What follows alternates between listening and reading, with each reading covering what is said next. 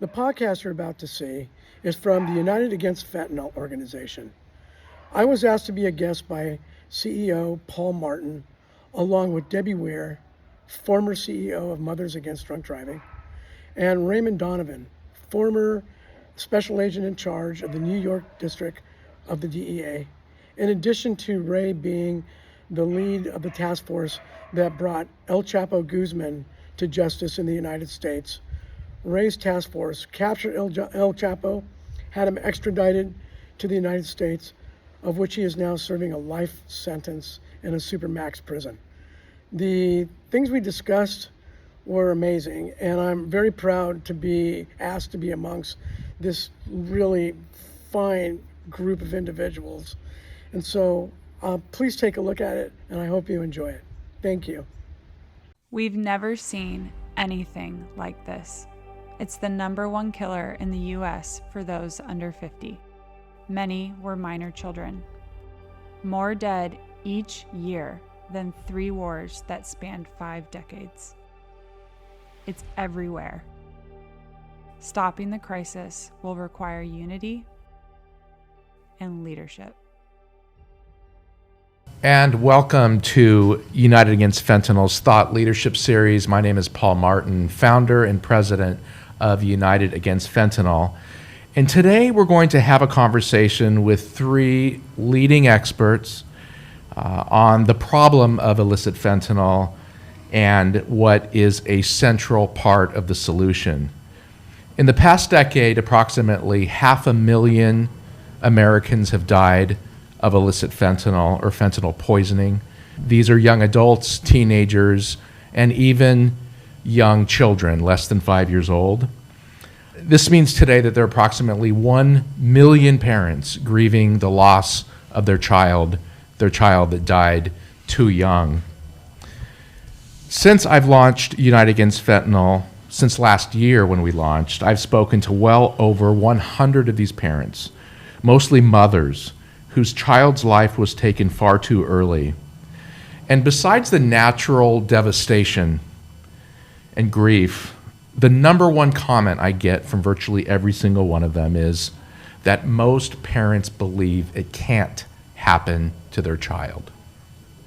Before I introduce our guests, I would like to share one of United Against Fentanyl's chief initiatives called Walk for Lives, which will be held on Saturday, September 20th in cities and towns across the nation. The mission of Walk for Lives is to provide life-saving awareness, education, and resources while creating sustainable networks and partnerships with private and public organizations, creating resilient communities that can withstand this deadly drug. Each walk is led by a family member who lost a loved one and a team of leaders. Following the walk portion of the morning, there will be testimonials by loved ones and informative talks by experts, followed by a resource fair. Each Walk for Lives will partner with elected officials, law enforcement, hospitals and community health centers, counseling centers, faith communities, relevant businesses, and local influencers for maximum and lasting impact. Please go to walkforlives.org to get involved, to start a walk, or to support a walk. I'm so pleased today to introduce 3 friends who have perspectives that, quite simply, I don't have on this crisis. Debbie Weir brings over 35 years of experience in public health and social advocacy. As CEO of Mothers Against Drunk Driving, she led efforts to combat impaired driving, support victims, and expand services. Later, as Chief Missions Officer at Everytown for Gun Safety, she helped grow the grassroots network of 50 chapters and 8 million supporters advocating for common sense gun safety, things like universal background checks or red flag laws. She played a key role in Moms Demand Action and the Everytown Survivor Network. She's dedicated to saving lives and driving transformational change. Ray Donovan, he's credited for the capture of Joaquin El Chapo Guzman. He served as Chief of Operations, overseeing all enforcement operations worldwide. Previous to that, he served as special agent in charge of DEA's New York division, the central office of the DEA for handling the highest level of narcotics, money laundering, and narco-terrorism cases globally. And Harold Noriega is a local, we're in Southern California, Harold's a local real estate executive, and he's a leading broker in the Laguna Hills real estate market. But more importantly, Harold is a father, and 3 years ago, Harold lost his son, Cooper, to a counterfeit pill with fentanyl in it. And we'll talk about this. He has since become a leader in education and awareness through his nonprofit organization, the Coop's Advice Foundation. I would love to welcome each of you. Thanks for coming out. Yeah, Thank you. Thanks, Paul. Thanks for having us, Paul. I want to start, Ray, with you, and I want to start with this issue that we hear a lot about, which is the supply. When we think about fentanyl, we think about fentanyl coming into our country and being sold, and then also substance use disorder.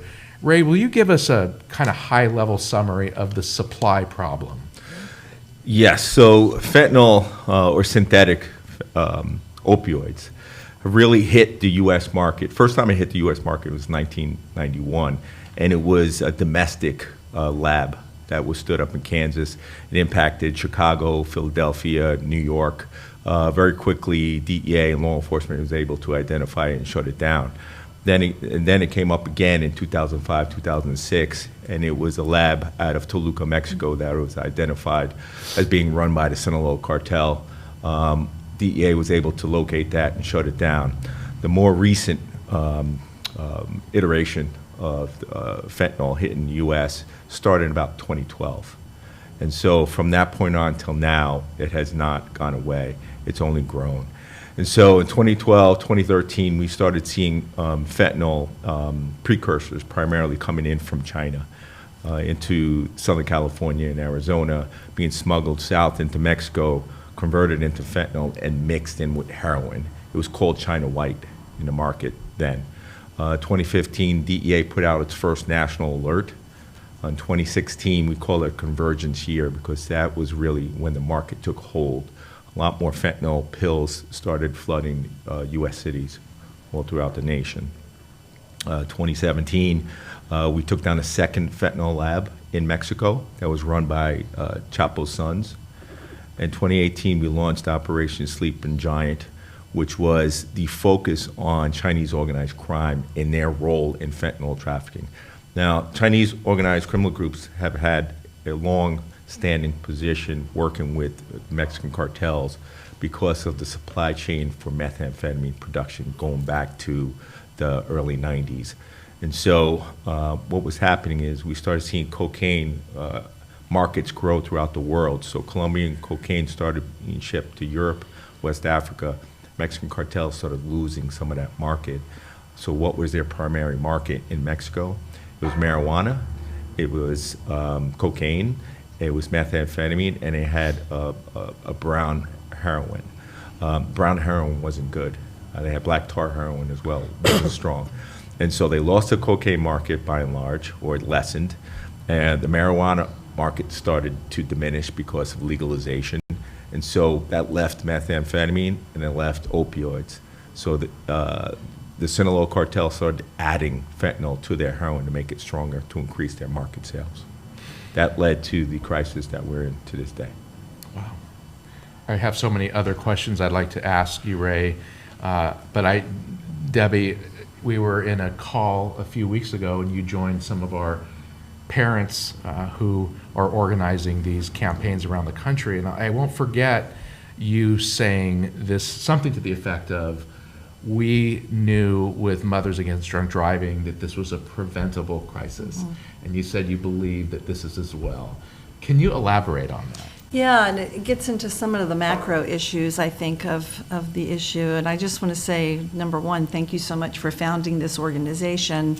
I think it does take a national organization that is very focused on this mission There's many organizations around the country that are especially family members coming together to support each other and to see what they can do in their local community. But the power and magic of MAD was you had the National MAD organization and then chapters all around the country, all focused on the same goals, right? And then all boats will rise from that. So, you know, every time a drunk driver or a drug driver gets behind the wheel, that's a choice that person made, and it's 100% preventable every single time that there is a substance impaired driving crash. When I look at this issue, which I'm definitely not an expert on fentanyl or what's happening with supply, but I really do believe when we think about people who are suffering from substance use disorders and the stigma attached to that, which means people are not getting the help that they need, then that could be more preventable, right? If someone's having that issue and then they're able to get help and they're able to get treatment, it's very treatable.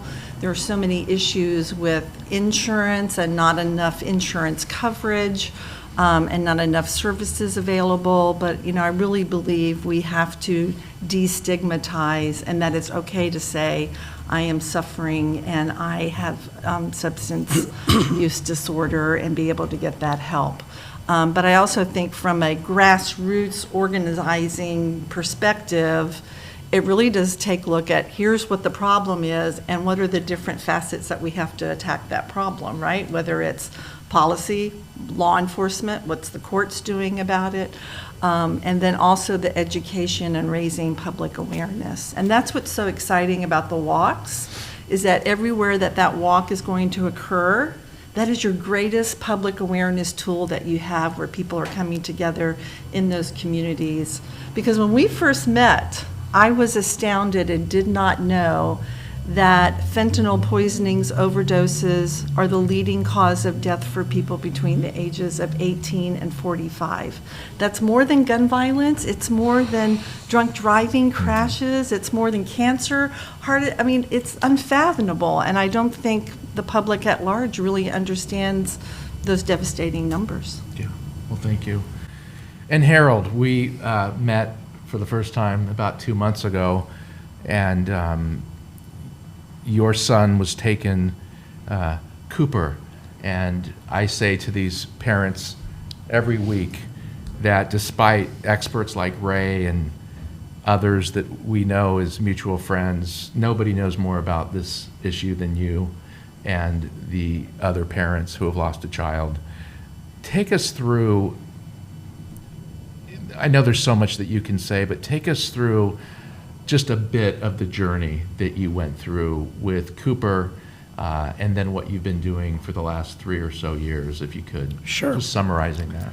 You know, we, our family, my wife and I, and we have a now 27-year-old daughter.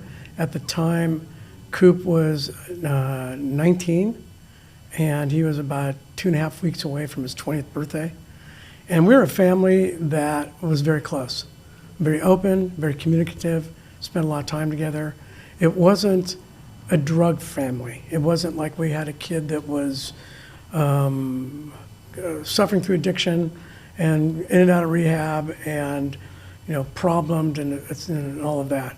Our son was a successful and famous social media influencer, and had a, as we found out later on, it was on just right on the horizon of a lot of opportunities, a successful career in modeling and brand advertising, and even some acting roles. And like all other kids and people, everybody struggles with something.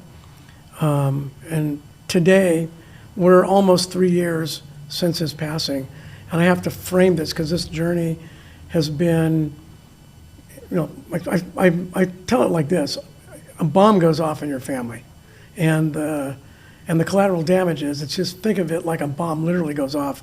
There's an arm, there's a leg, there's blood. You're completely shattered, and you don't know what happened, what's going on, and you're immersed.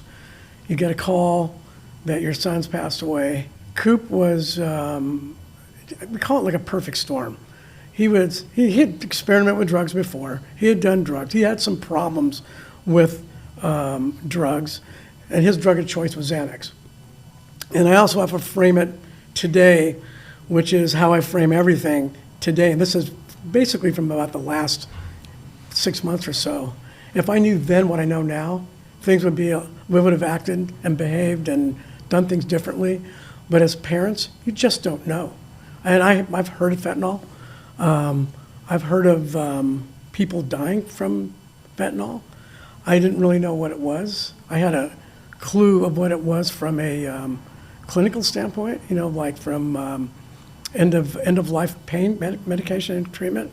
I knew nothing about counterfeit pills and cartel involvement. I felt cartel was like cocaine and marijuana that I saw in Narcos, right? Right.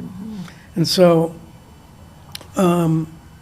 we learned that on that evening, I talk about a perfect storm.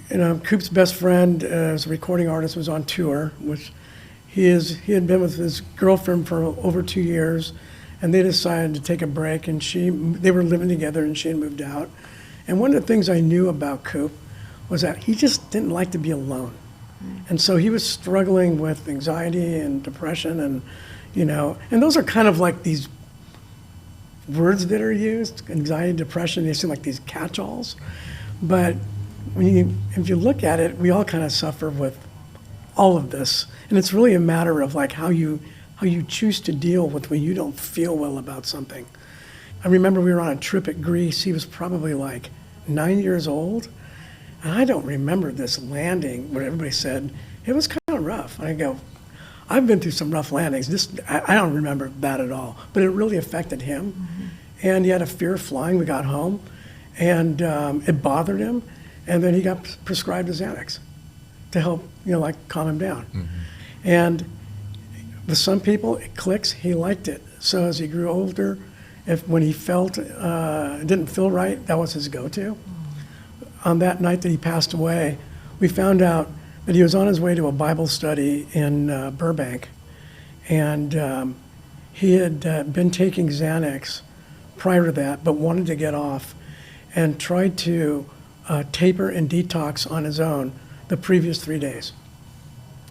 If I knew then what I know now, you can't taper and detox off Xanax or alcohol without medical supervision. Those two particular drugs, you could actually die from it. Yes. And so what we all kind of gathered was that he wanted a Xanax to help him get through, kind of like, let me get through this. I think that's how the compromised mind works. So he went to someone that someone who was a friend assured him or recommended that this guy was okay. He met this guy who was getting his hair cut in a mall in Burbank, and got it from him, and Coop didn't make it out of the parking lot.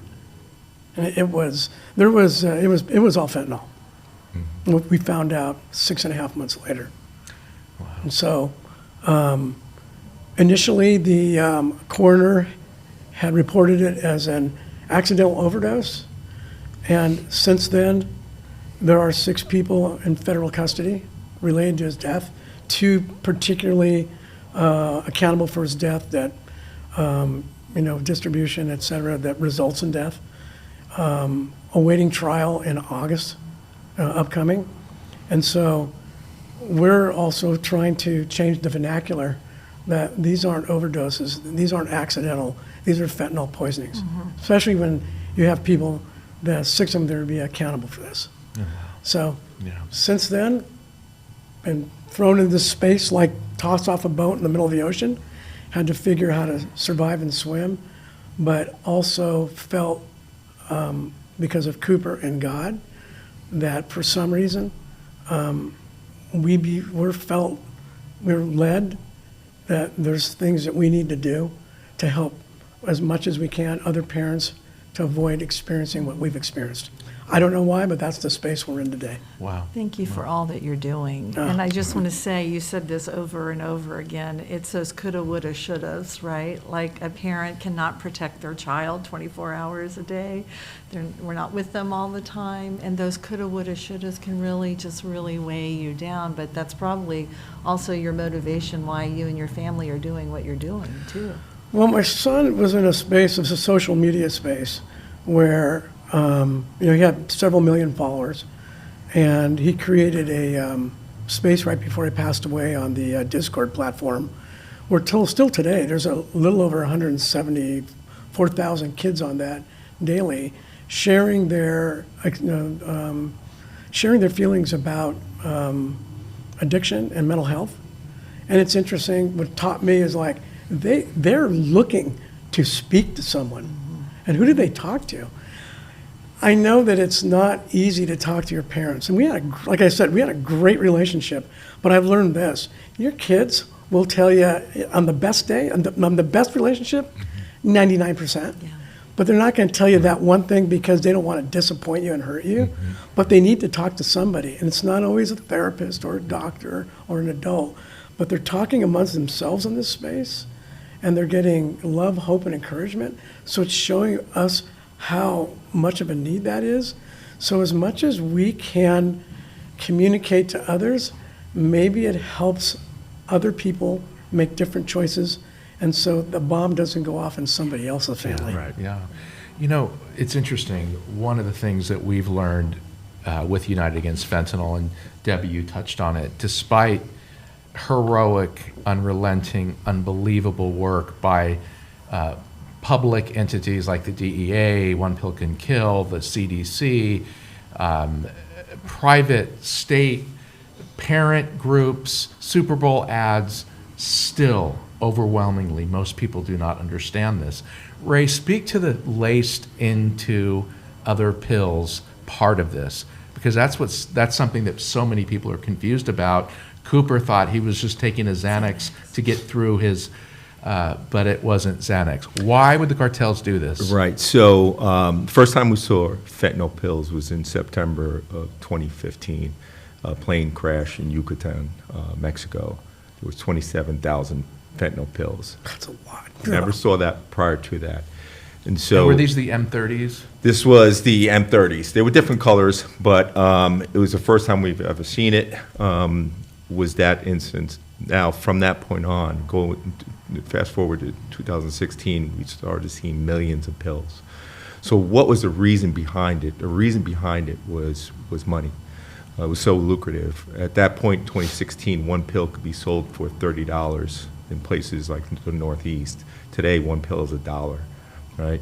But that kilo cost about $3,000. And so if you could turn that kilo into 250,000 pills, you're making a lot of money. So for the cartel, it was clearly a business model, right? But we think, and I think our investigations, operations have proved that this was intentionally done. Not only by the Mexican cartels, but by the Chinese government.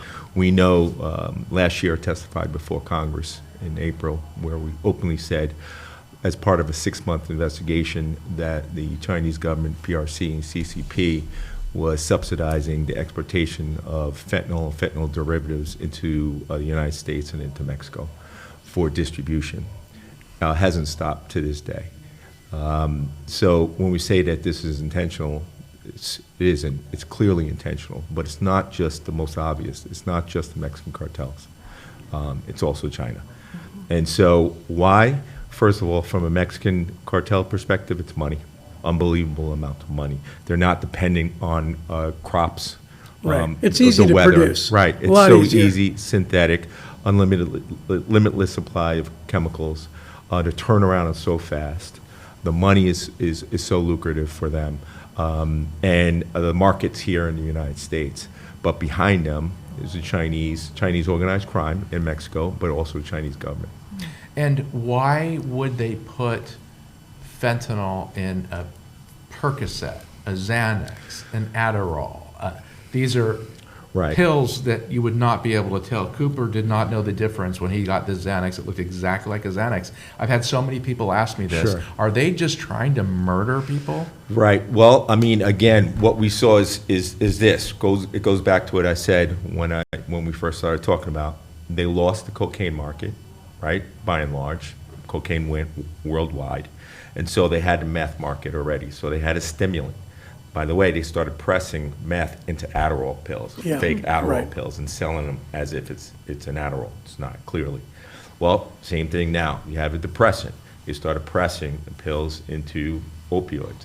What we saw is the convergence was we saw these historical people that were using pill mills, like they would go doctor shopping and look for prescribed pills. We saw the convergence between that group and then historic heroin users starting to converge on fentanyl. What happened, because of social media and also technology, the ability to market very quickly to people's phones, to kids' phones, is that it started going on to other drugs, where Xanax or Percocet or Oxy, but it was all fentanyl. All of it was fentanyl. A small portion was meth, but by and large, it was just fentanyl, different colors. We saw them marketing it as if it was candy, actually putting colors as if it's candy, and smelling as if it's Yeah. candy, and putting it in packaging as if it's candy. And this is all from the cartel. And so what has been the vehicle for distribution? Social media. So historically, you'd have to go to someone who is selling that specific drug. It's gone now. Now you can go online and literally have it delivered to your doorstep. Yeah, there's so many cases like that, but one of our organizers in Leavenworth, Kansas, it's a harrowing story.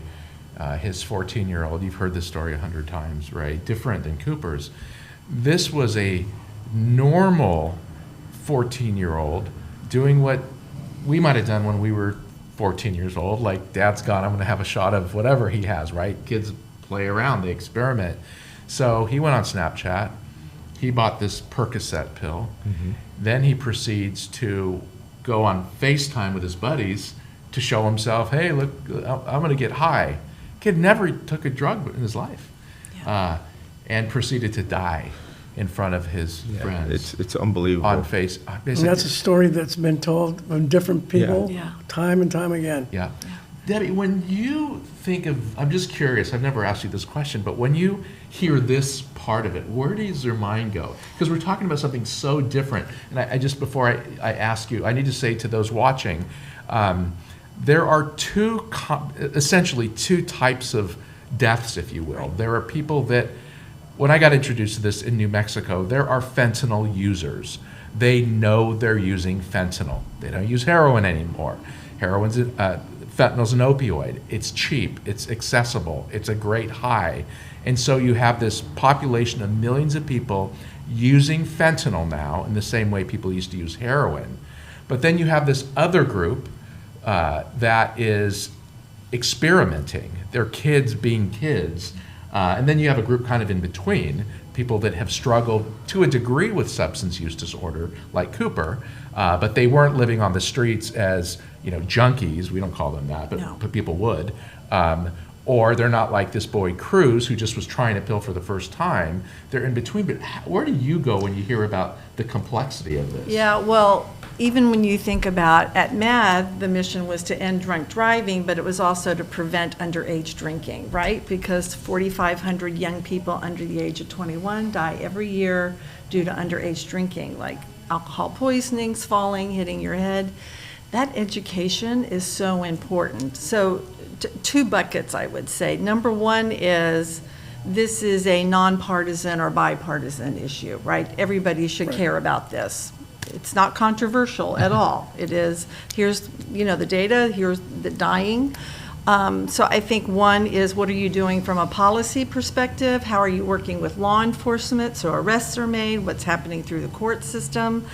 The other is culture change and behavior change. That's where the education comes in. So at MAD, for example, we were talking about underage drinking in the school system starting in middle school, right?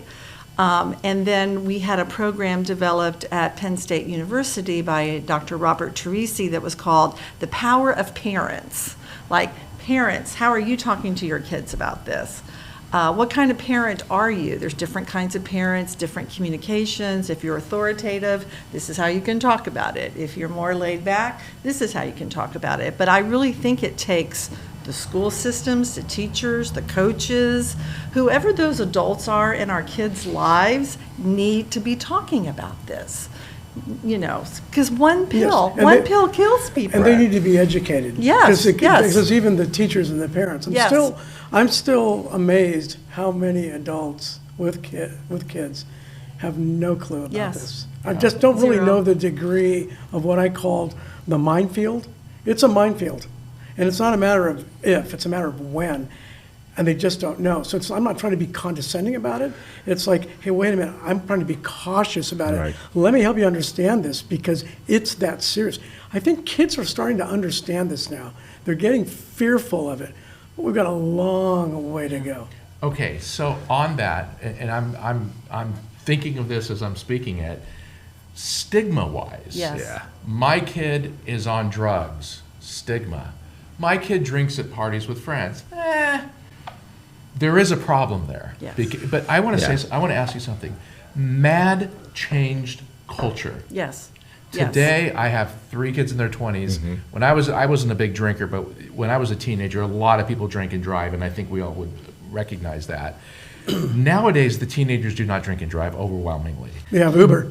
They have Unless Uber. they're in They rural drink and get communities. driven. Unless they're in rural communities where there is But MAD really did. Yes. How did they do that? How did they nationally change the narrative around drinking and driving? I would say back then, which MAD was founded in 1980, I joined them in 2002, but Right.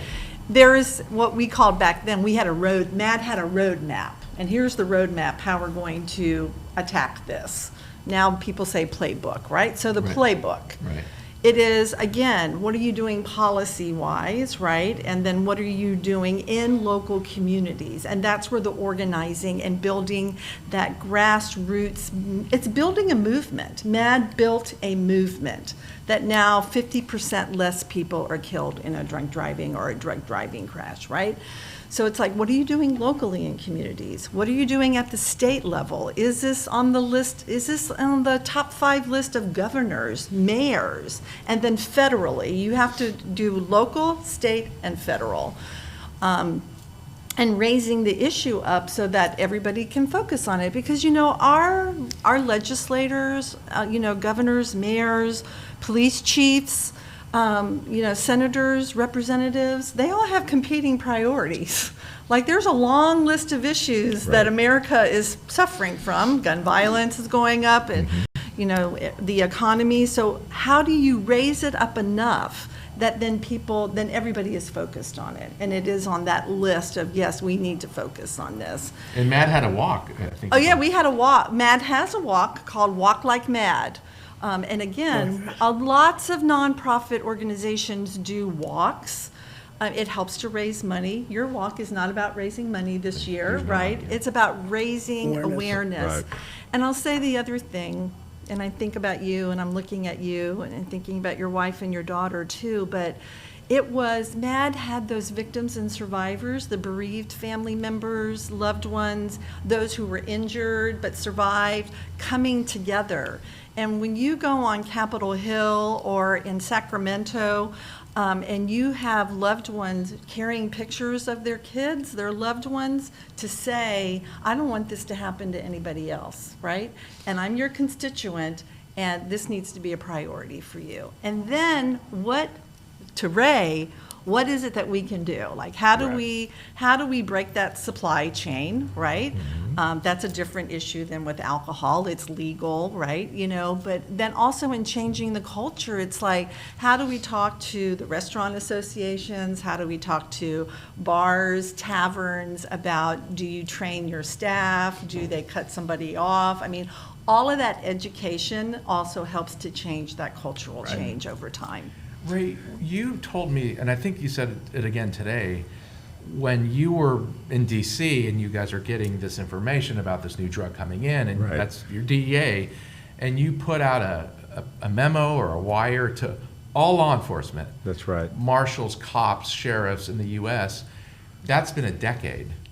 That's right. Yeah. So 10 years ago. Why are we not further along in people having awareness? I know there's not a golden answer, but you were spearheading this a decade ago. Yes, I think it's because certainly from federal law enforcement perspective, we were attacking the supply chain. And what we realized was that wasn't enough. So in 2022, we launched the Family Summit, which was nonprofits, really because we realized that, hey, we're working from a deficit. We have to try to get mobilized. To your point, Debbie, about really changing the culture.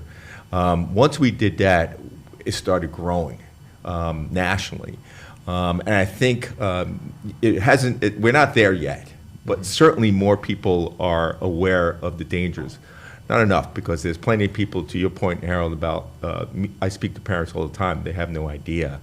And kids certainly may be looking for Xanax or Percocet or some other drug, not really understanding the dangers behind that it's probably fentanyl, right? If they're getting it and it's not from a doctor or a pharmacist or a nurse practitioner, they're getting it from the dark web, or they're getting it from social media, it's going to be illicit. So more than likely, it's going to be fentanyl. And so the issue with that, to go down the rabbit hole, is that that's in everyone's household. Everyone has a phone. Everyone has access to that. Right. And so you have dealers that are basically victimizing vulnerable people, vulnerable population. And I think that really was a turning point, certainly for DEA and other law enforcement, saying, hey, yes, we're going to stay hard and fast on the supply chain, but know that we have to educate the public. It's interesting because when we first spoke, just about a year ago, Ray, I hunted you down. I saw that hearing, the China Select Committee, which, by the way, for people that are skeptical about our elected officials, and there's reason to be, that's a committee that's doing the most phenomenal work in the most bipartisan way. Right. And you know these people very well, but I'm humbled to drop in virtually and read about the phenomenal work they're doing, again, in a fully bipartisan Is that way. continuing now still? Yeah. Good. Chairman Molinar, but I mean, Republicans and Democrats all in on understanding China, who plays the central role. And the distinction for anybody listening that doesn't know it, it is the Chinese government. They have an authoritarian leader, Xi Jinping. I did an interview with Ray. He could shut it off today because he's an authoritarian, and he could simply say stop. Of course, he doesn't. In the case of Mexico, it's far more complex because it's not the Mexican government. It's two of the largest criminal organizations. Agree with me on this. The Mexican cartels, right. But I do think, Paul, that the designation of foreign terrorist organization is going to change the landscape. That was going to be my next question. Yeah. So you have, Ray, you do have folks on one end of the political spectrum that's going to say, it's all about harm reduction, and it's all about mental health services, and it's all about a social safety net. It's got nothing to do with supply. I've had people say this to me. Right. They have others on maybe the other side that would say it's got nothing to do with those things. We need to bomb China or Mexico or whatever. Right. You're in concert with UAF's charter, which is it's both. It's both. It is both. And there are no 100% silver, it's both. no silver bullets. They're both need equal attention, because it's I'm just simplify it, the mental health aspect, it's the layer below someone choosing to take a drug or a drink or whatever that vice might be. It's why. Why are you choosing to do this? When we talk with kids who are struggling, we don't, our platform doesn't take the Nancy Reagan position of don't say no to drugs. Say more about that, Harold. We talked about this at Zinc. We don't do that. Why? Because it doesn't work. Because if I tell you not to do something, I'm really kind of pushing you to go do it or be rebellious. Well, Especially when you're 15. especially when you're any age. Yeah. I've dealt with this with adults. So, in fact, I had a phone call yesterday with a 22-year-old who was a very close friend of Cooper's. And the conversation we had was basically this. And this is the conversation. I want to empower people, no matter what age it is. And when they're younger, I'm going to speak to them like an adult, because they have to make the choice. We can't be there. No matter how much helicopter parents we're going to be, we're not going to be there every time to go, you shouldn't take that. you can die from this. They're going to feel peer pressure. They're going to feel, I think what happens with a lot of people, their judgment gets compromised because whatever position they're in, either they're hurting physically or they're hurting emotionally, mentally. So you look at it and you want to explain to them the danger of it so they understand. What are the chances that if you took something that is not 100% bona fide by you from a pharmacy or from your doctor? In other words, if your mom gave it to you, she's got the prescription, you're probably pretty good versus you got it directly yourself. But what are the chances that it's something that, like, let's say, talk about the mad world, what are the chances if you took that drink that you're going to die? Just from the drink, not by getting it from the car. It's a 50 to 70% chance that you're going to die from fentanyl poisoning if you take something that's illicit. 50 to 70%. So you have a 30 to 50% chance you're going to live. So if you understand this, then I'm not going to say, are you kind of like, dumb for taking this? So why are we at this point where you might want to choose to do that?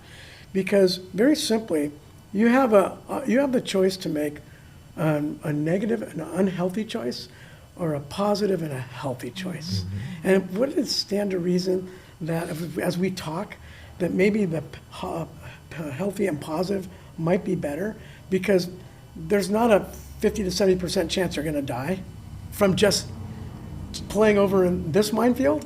So we want to empower these kids and people so with the awareness of it, so they can make hopefully a positive, healthy choice. Because even if you do that and you don't do drugs and you don't drink, you don't booze yourself, life's still going to throw crap at you. Yeah. Somebody might go through the red light and hit you and kill you. Right. Your parents are going to die. You might get cancer. I mean, this is on this side of life. Over here, you're just piling it on yourself. But then let's talk about why you feel this way. And this is where the mental health aspect is really the underlying cause of all this. We have to rethink and relook how we treat it. If you broke your arm, you're going to go to a doctor. If it's your knee, you might go to an orthopedic. But if you say, I feel depressed, I got a lot of anxiety, I might have suicidal thoughts. Yeah. What's wrong with that person? So summarizing what you're saying, Harold, obviously you're in agreement that someone shouldn't take a Xanax, but you're saying the old school approach of, you shouldn't do this, you might die, don't do that, it's irresponsible, is not as effective as a method as, don't you want to make choices that are positive in life? Yeah, and the thing is, you have to have the conversation over and over again. You can't be like, check the box. I talked to my child about the danger of drugs or the dangers of underage drinking or unprotected sex, right? It's like, it should be an ongoing conversation. And I think that's where the stigma comes in, right? So even in school systems, when a student dies, like, nobody's really talking about it. And with these fentanyl poisoning deaths, it can be months before that's what your loved one died from. It's usually about 6 months for the tox screen to come through. But you talk about it really begins with communicating. Yes. And in environments, and having that communication, like what you said Mad did. Yes. From like your teacher, your coach, yes, your parents, everyone, so that it's okay to talk about this. Yes. And they're empowered, and those mentors are educated to understand what the landscape is. And that doesn't mean you're going to be their therapist, but there might be other things that you may want to try instead of this. I see in my son's world, a lot of his close friends and the artists and the influencers, they were affected by his death, and they changed their life. They stopped smoking weed, they stopped drinking to getting drunk, they stopped doing the drugs that they were doing. And now they're all either journaling, making content, working out. They're choosing to do positive and healthy things, and the kids that follow them are starting to do those things. And it's like, there are a lot of different choices. Like, I survived my childhood from sports. There's so many music, writing. Right. I mean, it's about how we're going to approach this. And it's like, I really believe that you can make a difference You can choose differently, and it can be a better life for you. It takes a village. Yeah, Takes a I nation. think the issue is this. When you think about it, kids today, you grow up taking pills, whether it's aspirin or some other pills, so you get accustomed to that, right? So the cartels and drug dealers and that whole industry is really, they got smart for marketing. When you look at a fentanyl pill, it looks better than a pill that was made in a laboratory. Same color, press, everything. So that stigma that was once there with heroin, cocaine, or powder. A bong, Right. or It's paraphernalia. Laying out with So- a needle Right. in your Yeah, yeah, arm. needle, Right. yeah. So That's not happening. That is gone because of it's in now pill form. And so a lot of these kids think, oh, it's pill. Okay, yeah, I've been taking pills my whole life. It's not a big deal. I'll just do this. Totally unaware. So it goes to your point about knowledge, knowing the dangers, right? They're going to make a decision one way or the other. But the more that they know that, hey, there's a great chance this is fentanyl and that this can cause tremendous harm, if not kill you, then I think that's what really needs to get out. That's the message that really needs to be You touched on conveyed. it earlier, and when you're questioned about why is fentanyl and all this. I mean, it is. It's about economics. It's about business. It's about money. But fentanyl's so highly addictive, so highly addictive. Why would they put it in pills like these kids are going to take? They put it in the form, like you said, because it's an accepted form. Yeah, they're accustomed to it. But you're finding it now in Adderall, vape cartridges, weed, anything that's basically contraband, you're finding it. But why, if it has a higher percentage of chance of killing somebody from 50 to 70%? Isn't that bad business if you're killing it? No, what they look at it is because it's so highly addictive, it's the cost of doing Yeah. business. Return If we customer. if we lose, 7 to 5 people, we still pick up 3. Yeah. That's an insane. Talk about the Well, return I mean, it's a return customer thing. So what you said, Paul, about there's a certain community that looks for fentanyl. They're looking for powerful fentanyl, Yeah, absolutely. right? And so if they hear about someone that has overdosed, they'll look for that, especially someone who is looking for fentanyl. So it draws them back. So it's return customers, especially someone with a long-term addiction to it. And the cartel is willing to pay that price. Of course they are. They can care less. They don't care. They don't care about humanity. It's about money, control, power, period. I've heard this over and over, and it seems so counterintuitive. And I cut my teeth 2 years ago in a small town in New Mexico learning about this, and the users would describe how quick it hits, because heroin takes 20 minutes, fentanyl, 3-4 minutes, it's there, how powerful it is.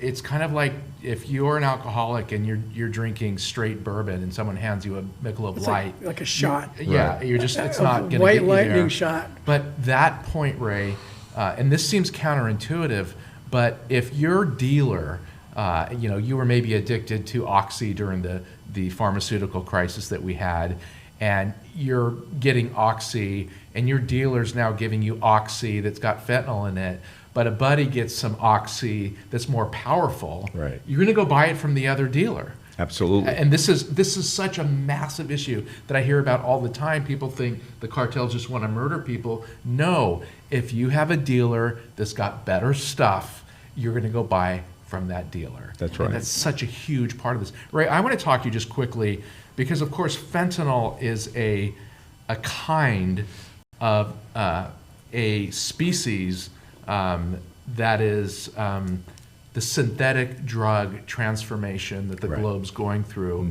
which is a species of the genera, which I was in New York City the first time, Ray, I met you, and I said, sum it all up in one sentence. You said, I don't need one sentence. I got one word, corruption. Yeah. So can you very quickly, I know there's a lot to unpack, Yeah. talk about the money laundering, the corruption, Right. and the synthetic, and maybe we'll break that into 2 questions. But the listeners honestly need to know about this, because fentanyl is just a little part of this problem, as you Right. know. Well, it is. And so what's the real issue behind the Mexican cartels is corruption. It's corruption at the local, state, and national level. It's the same thing in China. It's corruption. So you have, in China, you have members of the CCP that are on boards of chemical companies that are producing fentanyl for exportation directly to the United States. In Mexico, you have cartels directly affiliated with politicians, with military, with police agencies. So corruption is the backbone to this industry, certainly as it relates to the production in Mexico and in China. Unbelievable amount of money, billions and billions of dollars flowing back to China and back into Mexico. And what we've seen really in the last 15, 20 years is that coordination between Chinese organized criminal networks working very closely with Mexican cartels, specifically Sinaloa and CJ&G. Those two are the biggest, most powerful cartels. Sinaloa controls, by and large, the U.S. markets for drug trafficking, but CJ&G is not that far behind them. Who does all the money laundering for those cartels? Yeah. Chinese groups. Chinese groups, all across the United States. And it's a growing problem. The U.S. hasn't put enough emphasis and focus on that problem. And I think we're further and further behind. And with some of the recent changes in the last 3 months or so, we talked about tariffs.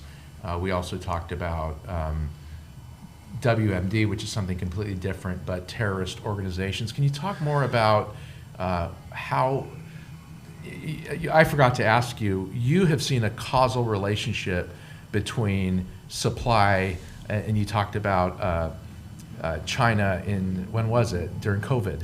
Right. To talk about that. When you reduce supply, you see a causal relationship. Right. So what happened during COVID, early when COVID hit, is we saw a stockpiling of fentanyl, pretty much every drug in Mexico. We saw the stockpiling because the border was shut down and the states were shut down. And so what happened was the price started going up. Why? Because in China, in Wuhan, that was the primary province where we were seeing a lot of fentanyl production taking place or precursor chemicals taking place. They shut down. So that correlated into Mexico and directly into the United States. And so once that supply was slowed down, it slowed down all throughout the U.S. Once it opened up, it was the floodgates opened up. And so amazing. we know It's a that it's a pretty global. simple program, It's a pretty right? simple. It's pretty straightforward. Yeah. I mean, that's what it is. So supply is certainly, attacking a supply chain is key. The foreign terrorist organizations changes everything, and I'll tell you why. Because prior to that, it was really just a law enforcement problem. Law enforcement going after these groups. Local law enforcement. Federal law enforcement, DEA, FBI, Homeland Security, Marshals. In the U.S. or? In Mexico and throughout the United States. Now it's a national security issue. So it elevates it to pretty much every agency. So national security means all of our intelligence, it means the military, it means all law enforcement. So that means that... Is there less hamstringing with that? Yes, it means more authorities. Okay. More capacity, more coordination. It becomes a whole of government approach to solving a problem. Okay. So Department of Defense's budget is, I think, somewhere around $700-800 billion a year. That's not Department of Defense. Wait, no. Yeah, Department of Defense. So what you're saying, make this clear. Previously, it was DOJ. Now it's DOD and DOJ. It is DOD, DOJ. It is Intel, the whole intelligence community. It became a strategic priority for the nation. Prior to that, it wasn't the number one strategic priority. Clearly, Russia, Iran, North Korea, China, those were. Yeah. Now it's the Mexican cartels, and it's a game changer. There's no question about it. We'll see where it lands within the next 2 to 3 years, but if I had to predict what's going to happen, you're going to see a dramatic change. That's great. A whole generation is getting wiped out. Right. It's really what it is. If you go, as you're aware of in Virginia and the DA headquarters and the wall of fentanyl, Right. all the photographs, it's a generation. Yes, it is. I mean, on that wall, we would see babies, Yes. right? All ages. Yes. 3 months up to over 80. Yes. And all walks of life, Yes. right? Not one community, every community. And I think it's important to kind of end on that topic, if that's okay, Yeah, Paul. please. One is, I want to be sure to say, because not everybody knows this, but that there's a national number, 988, for anybody that might be experiencing a mental health crisis or an emergency or really needs to talk to somebody, dial 988. It's an incredible system throughout the country.